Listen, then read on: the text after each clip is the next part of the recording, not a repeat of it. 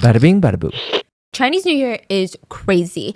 It's a day for families to be reunited, for people to be like thankful for what they have and pray for the next year's blessings. It's a serious holiday. I believe everything shuts down in China for like an entire week during Chinese New Year. Yeah, sometimes it's a month of celebration. It's insane. If you've ever done business with anyone in China, for like a week and a half, radio silence. They will not respond to an email. They will not text you back. They will not WhatsApp you. It is a very serious holiday. And just like Christmas, people are typically in good spirits. They're all going to go home, visit their parents, and eat their favorite little dishes. But Zhang KouKou, we're going to call him KouKou. Zhang KouKou. He had other plans. Chinese New Year, he went home to spend time with his family. He watched all the little neighborhood kids set off their little fireworks, and he walked around his hometown taking in the views, the memories of like what he grew up with and all the things he used to see as a teenager. And then he packed his knife and murdered 3 people. He didn't even do it quickly. It was painful, brutal. He admitted to every single part of it. And yet, in court, he stood in front of the judge and he basically said, I don't regret a single thing I did. He admitted to killing all 3 people. And the entire nation supported him. They were rooting for him. They protested the government for even arresting him. They were upset at the fact that this killer, this admitted killer, was being arrested. Literally, why? Like how? Have we all just like collectively lost our minds on this one? It's because I think there's one thing that humans seem to gravitate towards: revenge. And I'm not talking some unhinged man that gets rejected so he takes revenge by killing a woman. The type of revenge people can get behind. It's like those eye for an eye cases. 22 years ago, KouKou was a 13-year-old little boy. He witnessed his mom get beaten to death by a group of men. For 22 years, that was all he thought about. He watched the killers move on with their lives. Some of the killers became figures in local governments, successful business owners. They started their own families. KouKou waited until 2018, Chinese New Year's Eve, where everyone comes home to their families, to their hometowns, to celebrate, to feel unity and peace. KouKou came back to kill 3 people. And he smiled in court and said, I don't regret what I did. I wanted revenge.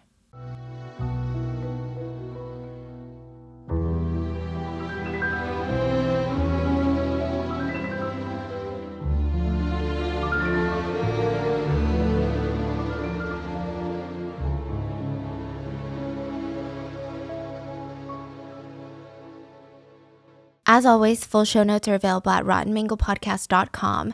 And with that being said, let's talk about Zhang KouKou. This is a case that fascinated Tiffany. That's his little sister. Okay, first of all, that makes it sound like Tiffany is plotting some sort of intricate revenge. She's not, but she was really emotionally moved by this case. And I think my family sat there and debated this case for like 4 hours during dinner one night. So I would love to know your thoughts on just how far you would go for revenge, or maybe not even just you, but like how far do you think it's acceptable for anyone to go for revenge? Like if you saw this play out in court in real time, how would you feel? What would you be rooting for? And like, do you think if the law doesn't get justice, that humans should be able to get justice in their own ways?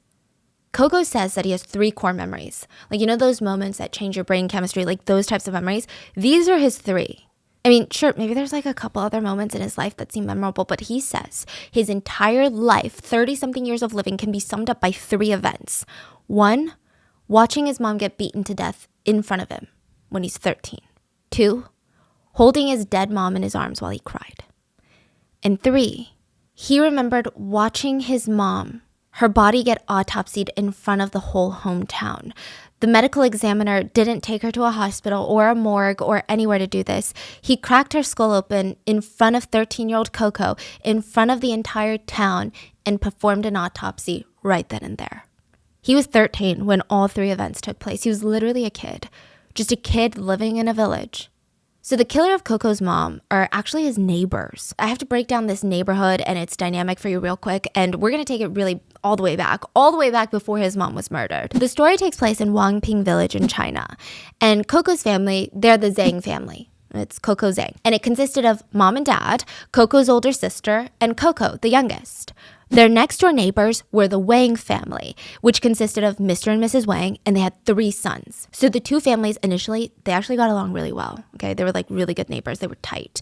Both families relied on farming and crops. So these are really intensive, labor-intensive jobs. And for them at least, it was unstable. Like one year they're doing okay, they can put food on the table. The next year they have no crops. They're barely getting by. So on seasons when one family wasn't harvesting as much, the other family would step in, share some grains with them. Or maybe during a season when one family was so swamped or somebody got injured, the other family would come in and they would help. So it seems like a pretty wholesome relationship. So for years, this is how they're getting along really well. The Zhang family, the Wang family, they're on good terms. And then a huge government project comes into town.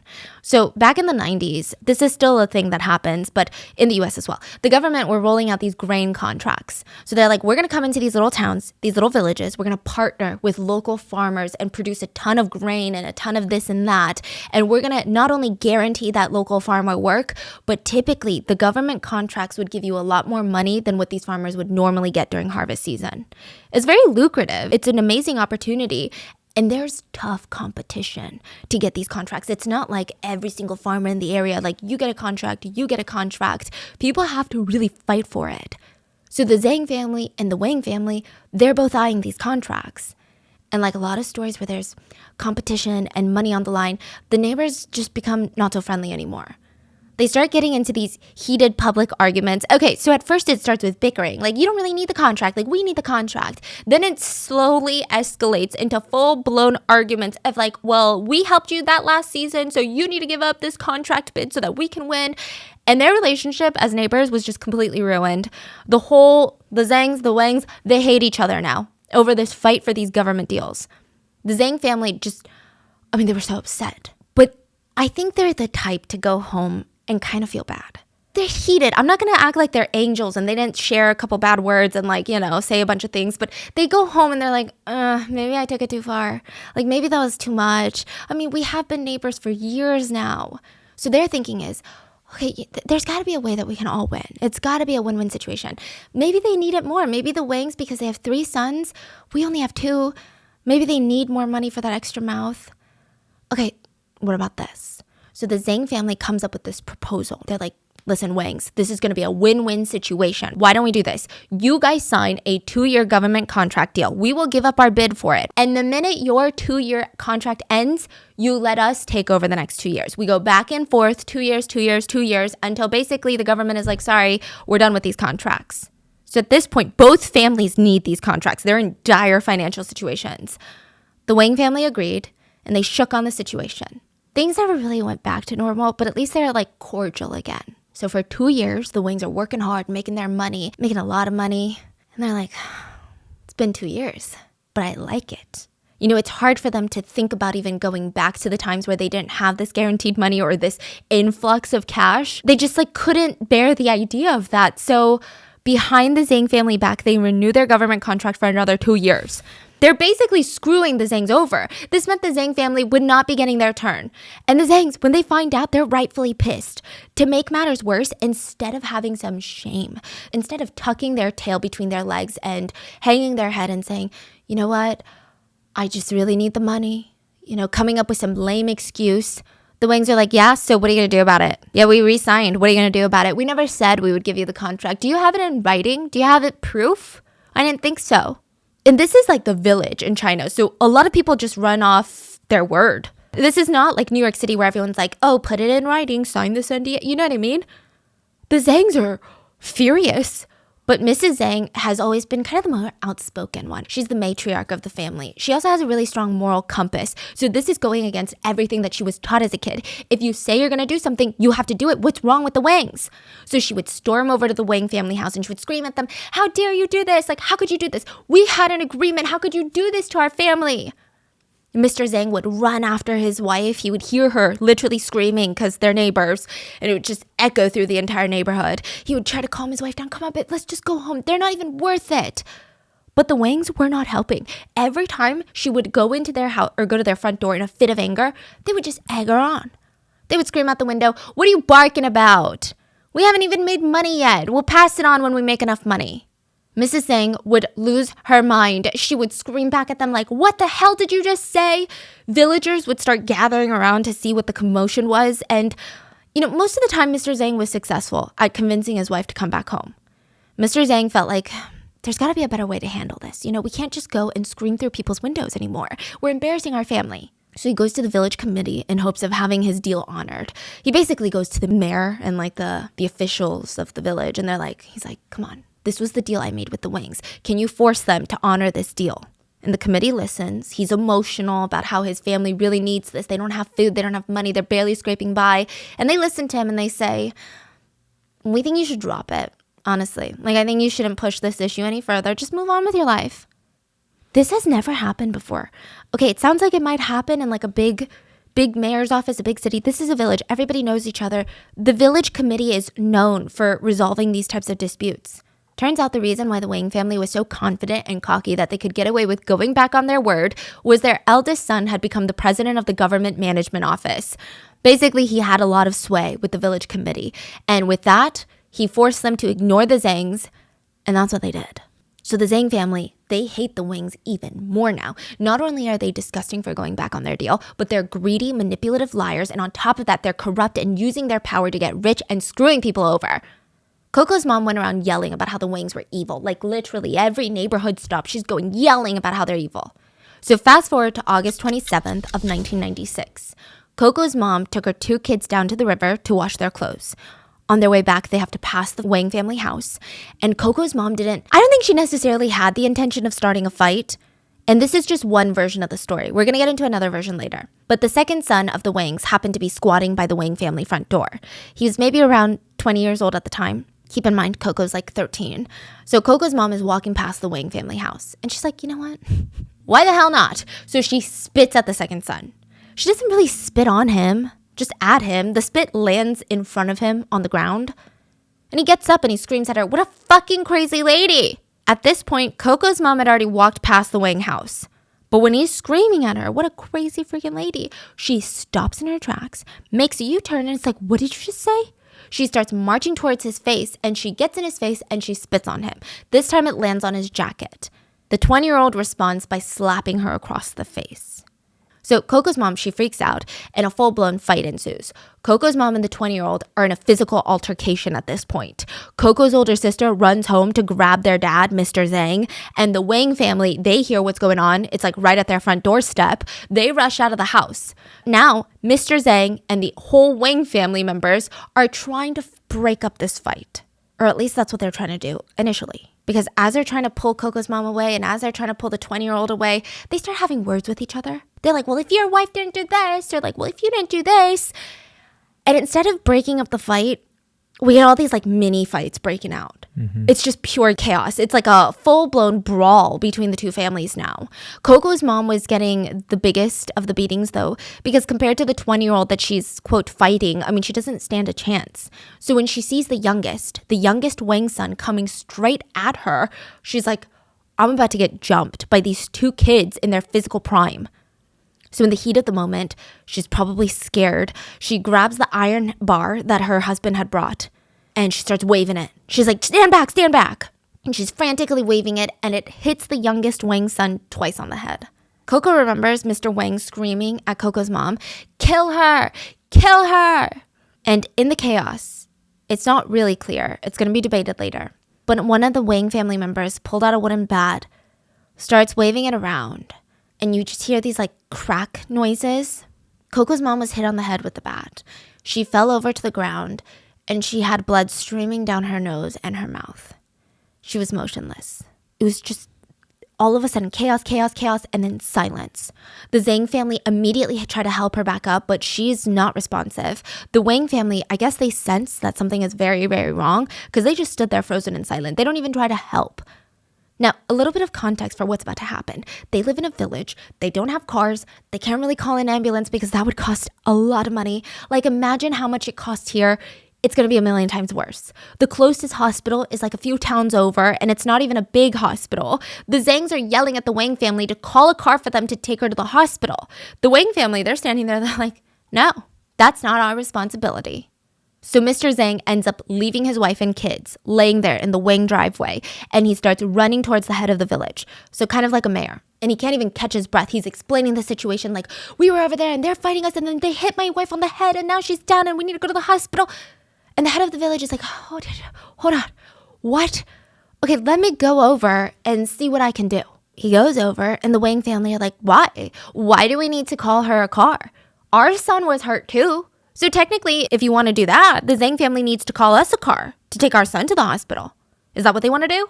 But the mayor is like, yeah, well, the key difference is that your son is standing and coherent. KouKou's mom is bleeding from her mouth and nose and is laying motionless on the ground. So with the urging of the village head, the Wang family, they begrudgingly, did not want to do this, called for a car for them and sent her to the hospital. She was pronounced dead at 10 p.m. that night. The hospital that they went to is a couple towns over, but it's just another small village. It's not a city, so it's this tiny little hospital. And once they pronounced her dead, they didn't even have space to keep her body. So they released the body to the Zhang family that night. It's not really standard for them to do autopsy, even when someone's death was clearly a beating. So they release her body, and the Zhangs are broken. They don't really know what to do. Mrs. Zhang was kind of the matriarch of the family. She was the glue that kept everyone together, and now she was gone. So under all of this emotional distress and grief, they bring Mrs. Zhang's body to the front of the Wang family house, and they demand justice. So imagine KouKou and his whole family. KouKou's sitting there in front of the Wang driveway, holding his mom's dead body, while his dad is crying and screaming, do something. Villagers were gathering around. The Zhang family reported the case to the police. And because of this, and this part is so wild, but the police hired a forensic expert to go to the Wang house to check up on Mrs. Zhang's corpse. And because they're in the village, they can't transport her body back to the hospital. The village committee can't afford it. The Zhang family can't afford it. It's impossible. The forensic expert just performs an autopsy right then and there. They don't even force the other villagers to leave. So the whole village is just watching an autopsy in real time. I don't know why they did that. KouKou is just there watching. The forensic shaved off all Mrs. Zhang's hair, used a towel and hot water to clean her scalp, cut open her scalp, and looked inside. Nobody tried to give this woman any privacy. Not a single person was like, everybody leave. Nobody, not even the kids, were told to go to another room. 13-year-old KouKou literally watched his mom get autopsied. They just proceeded to saw her skull right open and close it back up after. During all of this, the villagers were crowding around, and the forensic experts stated publicly the results confirmed that Mrs. Zhang's death was caused by blunt force trauma to the head, most likely from a wooden bat. So that night, 3 members of the Wang family were promptly arrested. Mr. Wang, the father, the second son, and the youngest son were arrested. They were all taken into police custody. But after their interrogations and after the police investigations, the police said that the youngest son was responsible for killing Mrs. Zhang. This is where it gets weird. Okay, so the Zhang family, remember, yes, it was chaotic, but we distinctly remember that it was the second son that was waving the bat around towards our mom. And we remember this. It wasn't the youngest son. But the police are shutting down the Zhang family. Just let it go already. The youngest son already confessed to being the one that hit her on the head. What more do you want? The belief that the Zhang family held was that the second son was the one responsible, but because he was 20, he would be charged as an adult for murder. The youngest son was still a minor. The Wang family made it so that the youngest son would go down for it, and he would still have to go to jail, but the sentencing was so infuriatingly light and lenient. He wasn't even charged with murder. Because he was a minor, he was charged with intentional violence, basically assault. And the judge said because Mrs. Zhang started the fight by spitting on the family member, the youngest son's actions were not as heinous and premeditated. He was only sentenced to 7 years in prison. The Zhang family immediately tried to appeal the sentence. They demanded funeral fees, emotional damages, child support, death compensation from the Wangs. All in all, they asked for about $40,000, which isn't the biggest thing in the world. It's not the most money. Someone died. They took the Wang family to court, and the court decided the Wang family should only have to pay merely $1,500. That barely covered the funeral. They lost their mother, and all they got was $1,500. 活活打死了，拿去卖了，就给他1500块钱。假如说我们张家人把他们打死了，给他们1500块钱拿去卖了，做纪念刀，他们愿意了。我妈死了22年，我们真的掉了22年的眼泪。死了22年，我们伤心22年，掉了22年的泪。抑郁在我们家从来都没人提那样的事，只要一提，我们一家3口都掉眼泪。心里老是好像觉得好像有口气咽不下去，老是觉得好像心里有个疙瘩似的。But I don't think that they just lost their mom that night. KouKou was 13. He witnessed all of this. Even the messy aftermath and how the justice system wasn't on their side disregarded his mom's death and said, okay, her life was worth $1,500. I mean, he witnessed the autopsy, for God's sake. Like, clearly, this kid's mental health is going to be affected. People said immediately they started seeing the effects. He became really withdrawn, incredibly introverted. He hated the idea of interacting with just anyone. Once he was done with middle school, he drops out and he just tries to find work. His dad wasn't able to support the family alone, so he's like, I gotta man up. KouKou's dad was really worried about him. He's like, KouKou, you can't keep doing this. You can't just get these odd jobs here and there. This is no future for you. Please, why don't you enlist in the army? They can teach you skills. People in the army are respected. And then afterwards, maybe it's easier for you to find a job. So KouKou was in the army from 18 to 20 years old. And he was a remarkably great soldier. Like, all of his comrades and his commanders said just really good things about him. He was so good to the point where in the beginning, his commander sat him down and was like, what made you join the army? KouKou was very transparent. He said, sir, I want to train myself so that I can get revenge for my mother. Whoa. The commander is like, what? So they sit down and he tells him everything. And his leader was very sympathetic. But he warned KouKou, like, these thoughts of revenge, they never end well. This is so extreme. I know you're young, but I think you should try to change the way you think. So for the next 2 years, the commander kept in close touch with KouKou, trying to slowly get him to change his thinking about wanting revenge and maybe even think about his own future and what do you want after you leave the army? And for a moment, KouKou second-guessed his plan. He thought, you know what, maybe my leader is right. Maybe the best revenge is success. He dreams about going back to the village, working with his dad to renovate the house, build a second story for their old family home. Maybe KouKou could get a job. Work his way up, he would be successful. But because he dropped out of school after middle school, nobody wanted to hire him anymore. He was just jumping around taking odd jobs. And as the days went by, KouKou's like, are you kidding? I'm already 30 years old. He's looking around and everyone around him, they're getting married, having children, they have careers. And KouKou has nothing. He tried to find out how the Wang brothers were doing. They had all moved out of the village. They were doing well. The Wang family and themselves were making good money. The parents were retiring, not in luxury, but they had the luxury to retire, which is a lot. The eldest son was a successful government worker. All 3 of the sons moved to the city, bought nice fancy cars, just living the dream. Even the youngest son, after he got out of prison with a criminal record, his older brother helped him get a job. KouKou wasn't even able to get a job. And he just kept asking himself, if my mom were still alive, would my life be different? Would I have dropped out of middle school? Would I spend so much time with all this hate and anger? Would I have been okay? Would I have found a girlfriend? Would I have made friends? Would our family be different? KouKou just tried anything. He at one point moved to Argentina. That didn't end well. He just came back feeling even more discouraged and upset. He bounced around from town to town, and this is so sad, but while he was gone, his dad was completely alone in the village, living next to the Wangs. I mean, he could see out the window and see the very spot that his wife had died. KouKou's older sister had moved away and gotten married. KouKou was out feeling lost in his life, and Mr. Zhang worked every single day in building a second floor to his house. He spent every penny, every waking moment building this by his hands. 这是2007年修的第1层，第2层是13年。自己白天黑了做，反正这一转的人都知道我白天黑了做活。为什么从你看为什么要把上面都装修这么好着呢？这准备去写出来。In China, in order to get married, especially in places like the village, men need to have a house. Otherwise, as a man, you'll be hard-pressed to find a wife. And the nicer the house, the more likely you'll find a bride.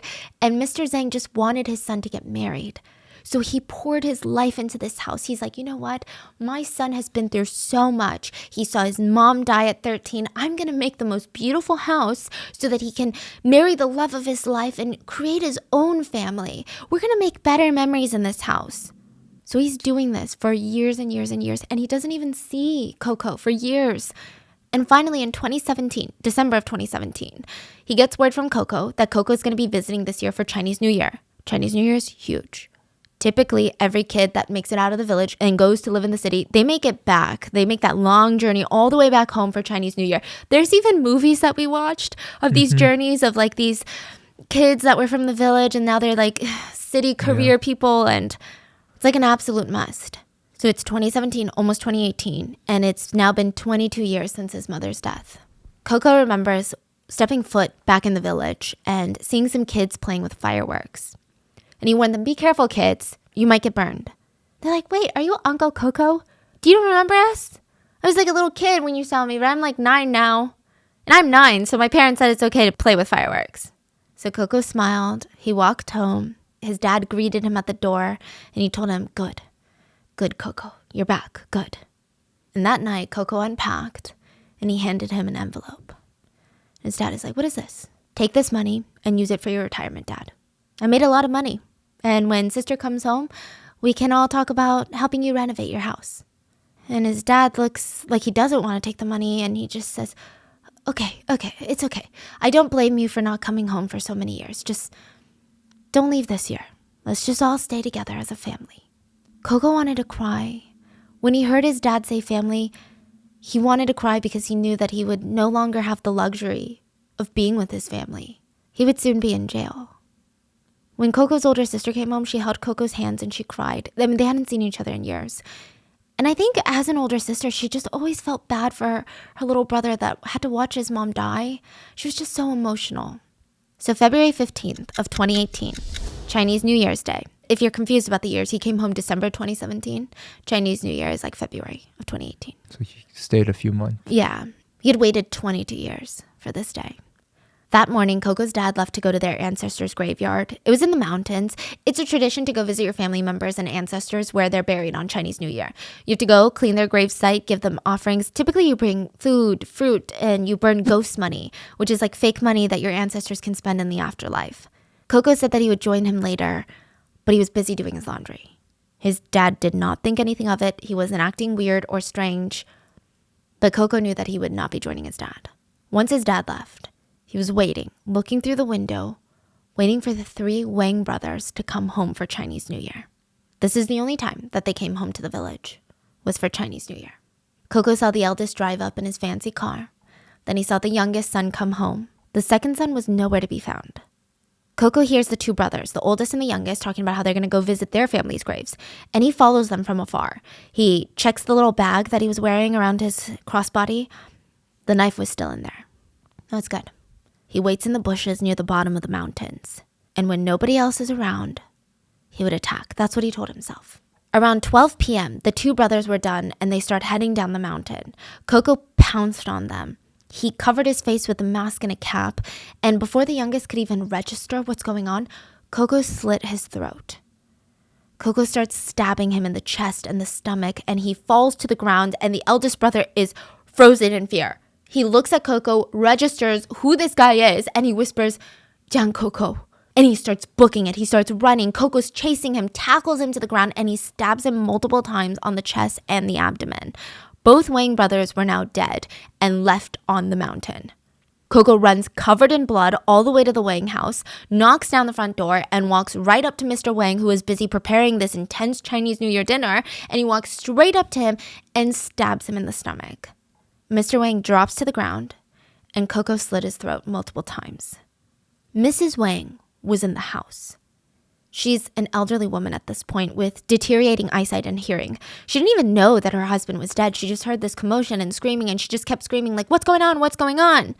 KouKou walks straight up to her, and she's like, oh my God, what are you doing? What happened to my husband? What did you do? And he told her, you're a woman. I won't kill you today. And on his way out, he stood in the Wang driveway, the same spot that his mom was murdered 22 years ago. And he lit the oldest Wang brothers' beloved car on fire. He had just taken the lives of 3 of the Wang family members. And now he stood there, watching it burn. According to villagers that saw him that day, they said KouKou kept muttering, I finally did it. Finally got my revenge. It's a pity I couldn't get the second son. The villagers discovered the Wang brothers' bodies fairly quickly, and there's a lot of foot traffic up and down the mountain because that's where a lot of the graveyards are. And through witness statements, the police knew that they were looking for Zhang KouKou. I think most people assumed that he was on the run, that he was long gone from the village at this point. Even KouKou's dad thought that. He ran all the way back to the village, back home, because he heard KouKou was in trouble. He thought KouKou had been in some sort of fight. He had no idea that KouKou had just committed triple homicide. For 2 days, nobody could find KouKou. Then he would just walk into the police station and turn himself in. KouKou never had any intention of fleeing, escaping, or getting away with this. He said he waited 2 days to turn himself in because it was Chinese New Year and there's a lot of fireworks. And he just wanted to see fireworks one last time. Later, he was asked what he did the last few days, and he said, "I wanted to turn myself in immediately, but I wanted to watch the fireworks and just take a few walks. I walked to the lake, I threw my knife in there, and I slept on the grass the entire night. I tried to sleep. It felt really peaceful, but I didn't really fall asleep. The next morning, I walked along the river until about maybe 1 p.m. I walked so long that my feet hurt. I wanted to go back and visit my dad one more time, but when I walked home, I heard a lot of people talking, so I ran off. After that, I went to go visit my mom. It was cold that night, so I slept by an ATM machine, and then I turned myself in. The police asked, 'What happened when you went to visit your mom?' He said, 'I kneeled at her grave and I told her, Mom, I did it. I got my revenge for you.' And he said in that moment, on his mom's grave, on his knees, he felt like all that pain and anger and hatred and resentment that had been slowly poisoning him and killing him from the inside, it was just gone. And he turned himself in. He said, in the past 22 years, maybe if Mr. Wang or any member of the Wang family had come to apologize, or maybe I could have lived a life worth living, maybe I could have gotten married and had kids, then maybe this tragedy wouldn't have happened. So he's being very open and honest with the police, but the police would later be a bit shady. We'll get to it. KouKou's older sister almost fainted when she learned of what he did. After his arrest, the surviving Wang brother, the second son, came out to say that this killing is not a revenge killing. He said he didn't kill my family because he wanted to avenge his mother's death. Besides, my little brother was the one that hit his mom on the head. So again, he's just like bringing it back to his little brother being the culprit. He's like, oh, now that everyone knows about what happened 22 years ago, just so you know, it wasn't me that hit his mom. Even if he says it was. Mr. Zhang was interviewed and he said, it was the second kid. It was the second Wang brother. The second son was holding a bat and from the back he hit her head. The interviewer asked, where did it happen? Mr. Zhang pointed on the ground in the area where his wife was killed. And you saw the second son was the one that hit your wife? Yes, the second son. The second son hit her. What happened after he hit her? He hit her and left.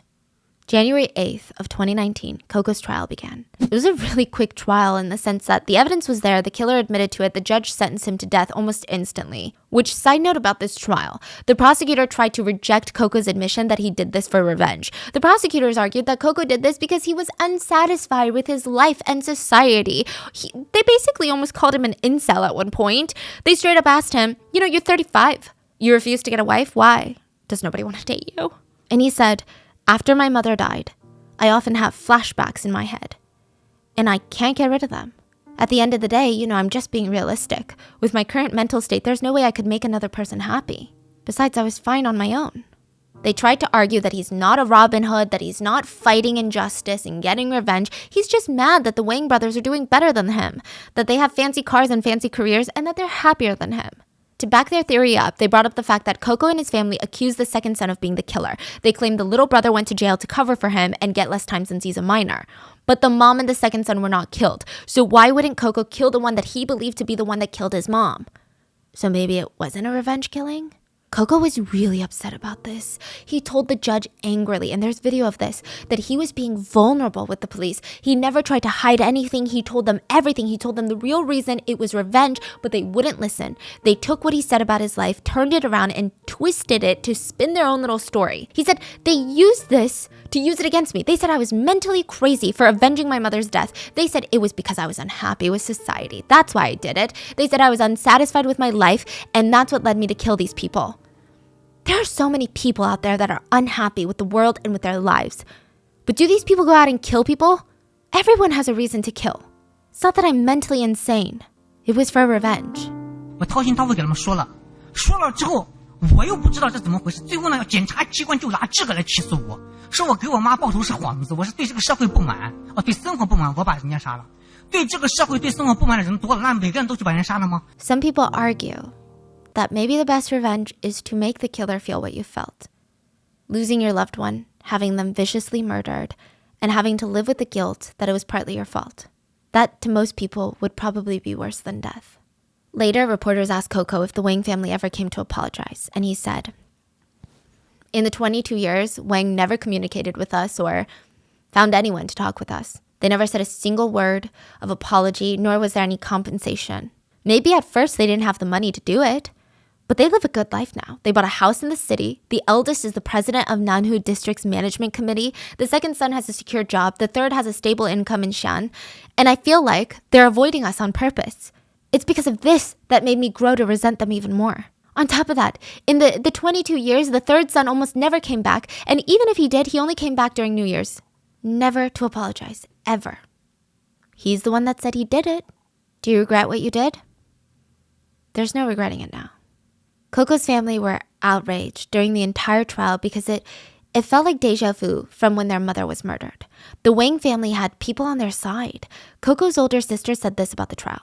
You know, even in the beginning, when our mother was killed, many people were coming out and giving fake evidence, like fake witness statements.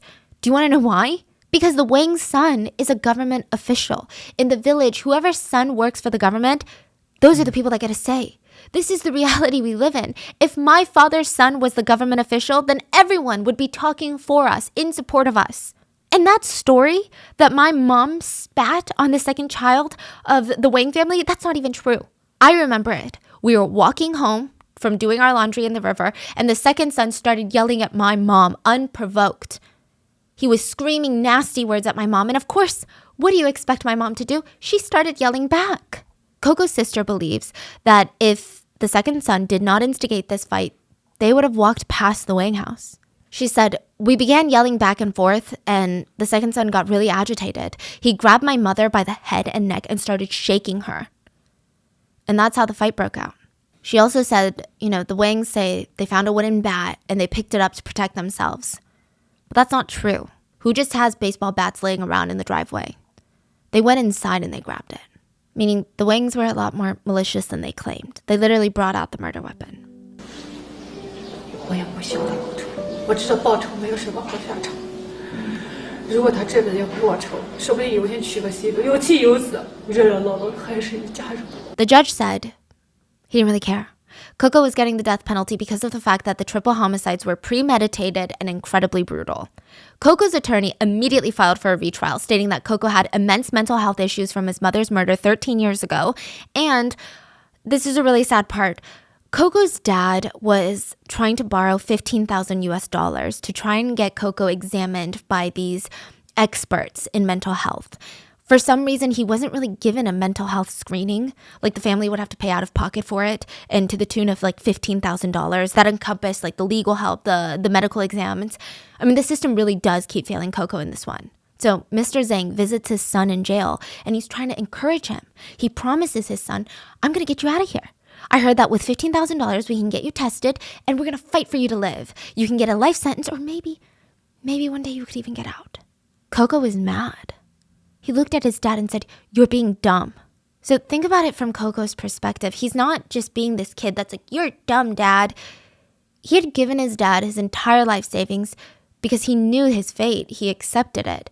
He knew this was the consequence for what he wanted to do. The last thing he wanted was his dad to spend money or borrow money or put himself in danger for money for him.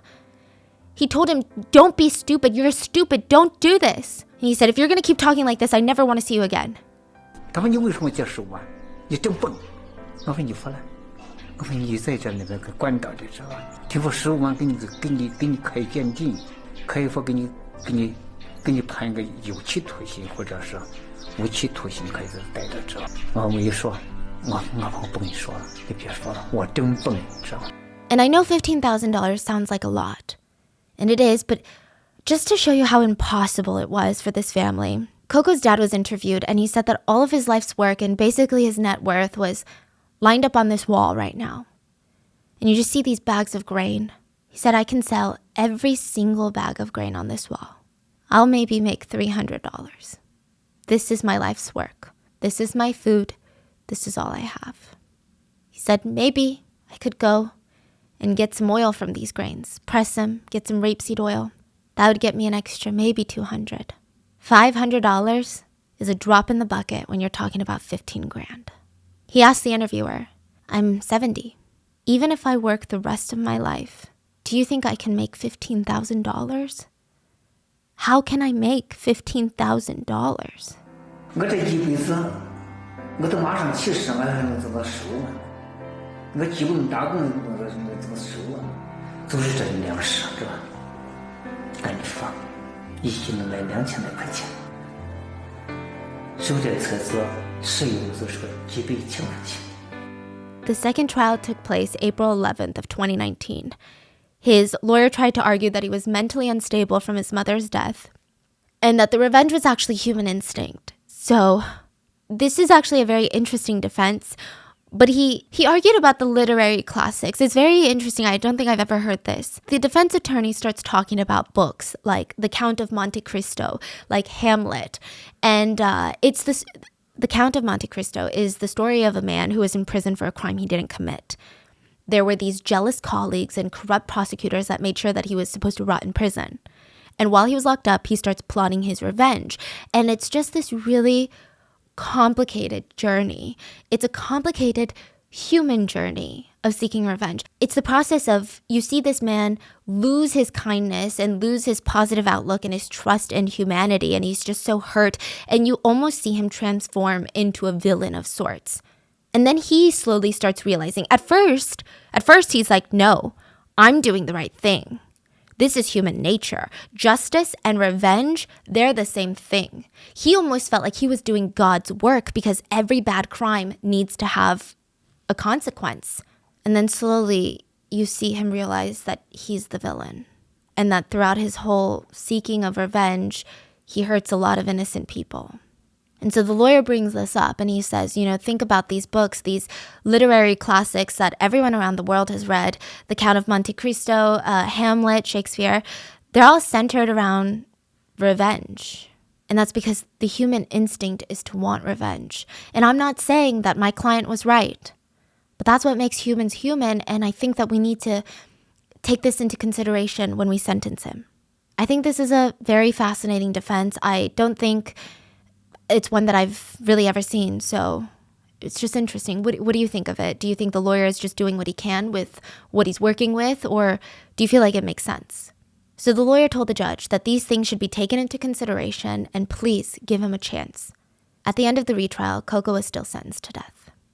The second trial was live streamed. It had 2.5 million viewers. 认定你犯什么罪，给你判处什么刑罚。犯故意杀人这个毁坏财产罪，判处死刑。合并执行死刑。是。And when he was sentenced to death again, the entire country went nuts. They were upset at the government for such a harsh punishment. They argued there were people out there that killed for fun for no reason at all, and they got less time. Netizens went wild for this case. They commented on court live streams, on posts, on blog posts, on threads. They said, apologize? Why is the judge asking him to apologize? He was forced to do this. This man is a hero. Another person wrote, seeing his own mom get killed, I don't think revenge is ever too late. I support him. Watching your mom get killed at a young age, that trauma is something you don't just wipe away. Someone said, in my eyes, he's innocent. Another person called him a hero, and someone said, even though the consequences are huge, in a world that's unfair, you can only use unfair means to get justice. Someone said, he was in the army. Nobody had any bad things to say about him. For our country, he raised his guns, and for his mother, he raised his knife. His youth was given to the country, and his life was given to his mom. From what I could find, majority of people were in support of KouKou. I mean, of course, in varying degrees. Most people were like, okay, this is very sad. I don't think he should be executed. No one is saying let him free. Most people were saying he should serve time, but these things should be taken into consideration. Like, do we really need to execute him?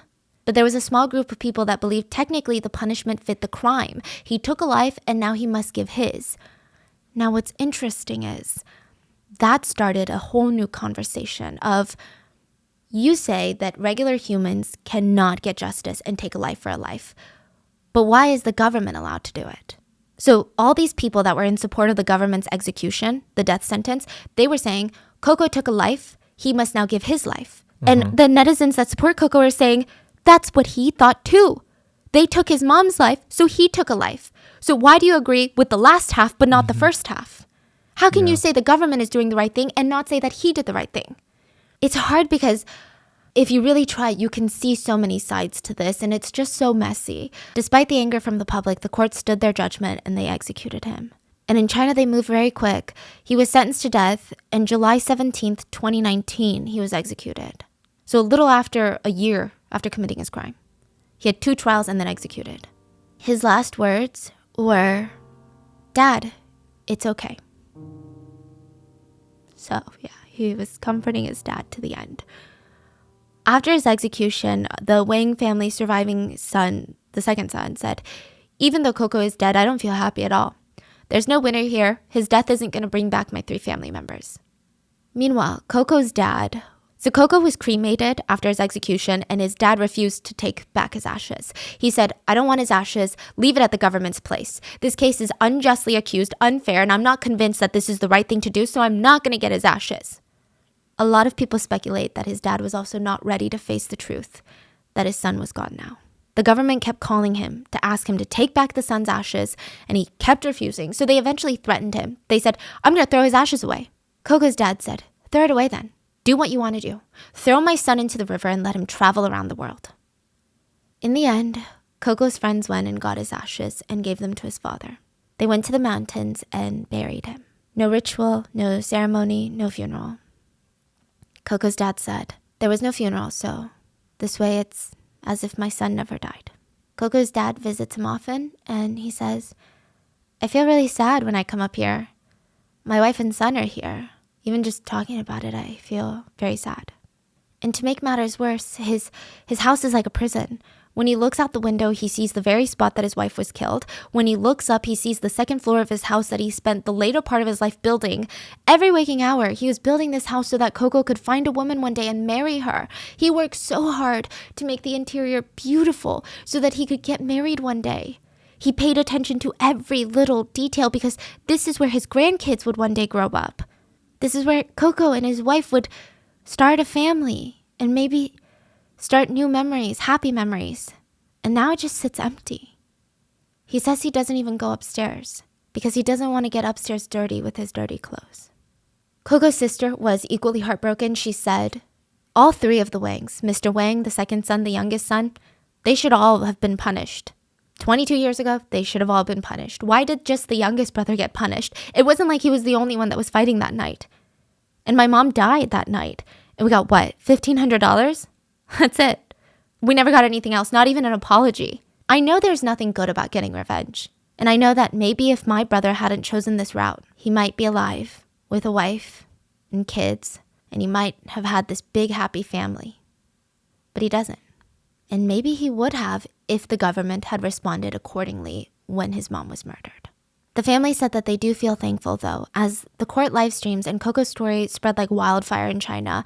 KouKou was kept in the news for a while, and people who were passing by the village, or they would go out of their way to stop by the village, complete strangers would visit KouKou at his grave. Complete strangers would visit KouKou's dad and bring him food and help him because he's an elderly man. KouKou's dad said that's the only thing that keeps him going. He's just so grateful. But ultimately, he does regret that his son did this, and he does believe his son was wrong for getting revenge. In total, 5 lives were lost from this case. The 3 Wang family members, Mrs. Zhang, and now KouKou Zhang. What are your thoughts? Do you think that he deserved the death penalty? Do you think that he should have gotten life in prison instead? Do you think that he shouldn't have taken 3 lives in exchange for 1? What are your thoughts? Or do you think he's a hero? Do you think you would have done the same?